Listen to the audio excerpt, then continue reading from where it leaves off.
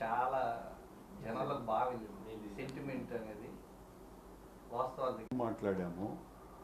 అంటే వేరే మార్గం కూడా లేదు. అదే ప్రశ్న, వాడినారా తర్వాత మళ్ళా మనం మాట్లాడకూడదు, అతి అయిపోతుంది.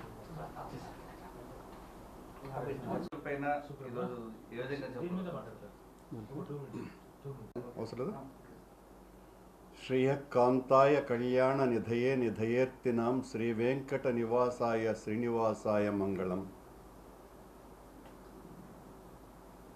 ధర్మాగ్రహాన్ని గుర్తించి ధర్మాసనం దైవం మానస రూపమై సత్యాన్ని సర్వులకు నినదించింది.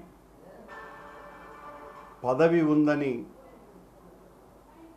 పెదవి జారితే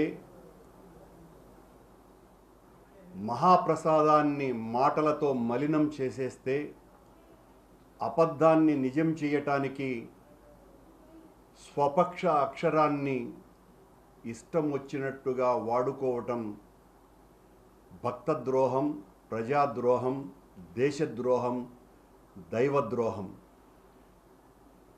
మనుషుల్ని మోసం చేయవచ్చు, మానవాతీతుణ్ణి మోసం చేయగలమా? ఆయన మహాప్రసాదానికే మాలిన్యం అంటగడితే భస్మం చేయకుండా సత్యాన్ని సర్వులకు చాటి చెప్పినాడు.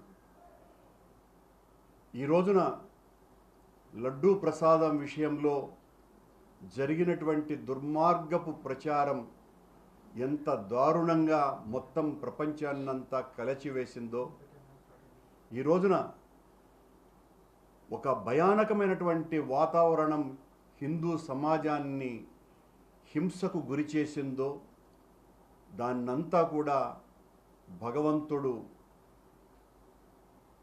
ఆగ్రహించి ధర్మాసనం రూపంలో ఈ రకమైనటువంటి కామెంట్స్ను చేయించినట్టుగా మొత్తం హైందవ జాతి అంతా కూడా భావిస్తోంది. రాజీవ నేత్రుని రాజకీయాలలోకి లాగకండి, విశ్వరూప శక్తిని వివాదాలలోకి తీసుకురాకండి అని ఎంత చెప్పినా కూడా వినకుండా ఈ రోజున ఇంత అన్యాయానికి ఒడిగట్టినటువంటి ప్రభుత్వం, సాక్షాత్తు ఒక ముఖ్యమంత్రిగా ఉండి ఈ రకంగా అనరానటువంటి మాటల్ని మాట్లాడి ఓ నాటు సారాయి తాగినటువంటి వ్యక్తి నడి రోడ్డుల్లో ప్రేలాపనలు చేసే విధంగా సాక్షాత్తు కలియుగ